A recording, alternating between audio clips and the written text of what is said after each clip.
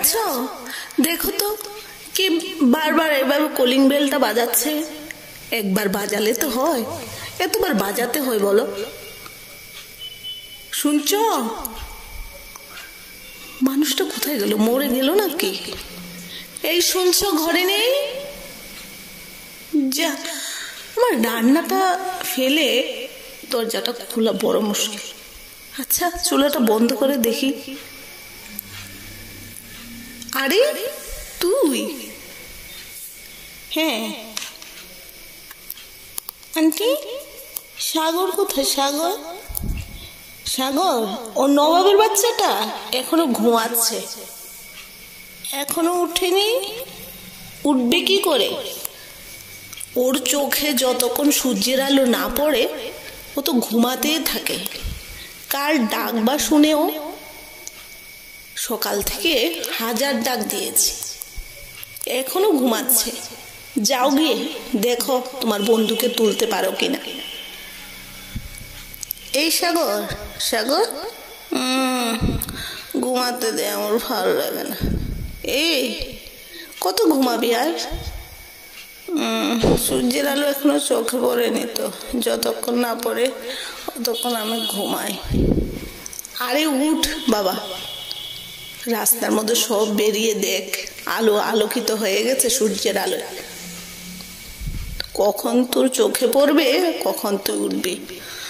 না, তুই এখন চলে যা, আমি এখন ঘুমাচ্ছি।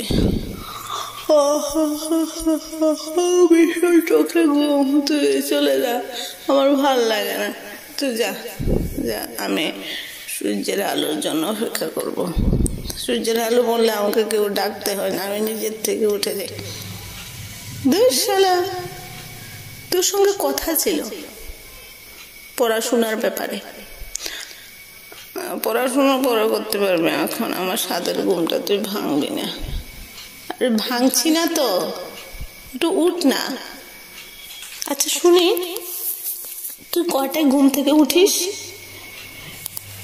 টাইম বলতে পারবো না, তবে সূর্যের আলো চোখে পড়লে আমার ঘুম ভেঙে যায়। বাহ, তাহলে তো তুই, কি আর বলবো, কি আর বলবো। তাহলে আজ উঠছিস না কেন? এখনো সূর্যের আলো পড়েনি তো। কখন পড়বে সূর্যের আলো? কখন মহারাজ ঘুম থেকে উঠবে? ওর মা ঘরে ঢুকে বলছে, এই নবাবের বাচ্চাকে কতবার ডাকলাম, আমি পাগল তো? সূর্যের আলো কখন পড়বে?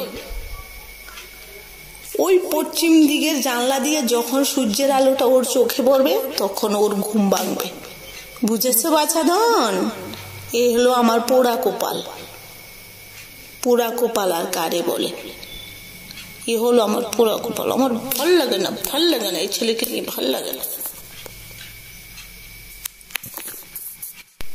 কোথায় সকালবেলা উঠে হাঁটাহাঁটি করবে, একটু দৌড়াদৌড়ি করবে, পড়াশোনা করবে? না, ও সূর্যের আলো কখন ওর চোখে পড়বে, কখন ওর ঘুম ভাঙবে, আলোর জন্য বসে থাকে। আর যেদিন সূর্য উঠে না, বাবা, ওকে তো ডেকেও আমি তুলতে পারি না। মা, আলো আসবে, আমাকে তুলবে, তুমি চিন্তা করো না মা, আমাকে এমন প্রশ্ন। জ্বালা ধরে যায়, জ্বালা ধরে যায়। আমি পূর্ব দিকে একটা জানলা কাটবো, পশ্চিম দিকে জানলা বন্ধ করে পূর্ব দিকে জানলা কাটবো, পূর্ব দিকের আলো চোখে পড়লে ও উঠে যাবে। ঠিক, এই শুনছো? কাল একটা মেস্তরি ডেকে আনবে তো, পূর্ব দিকে একটা জানলা করতে হবে।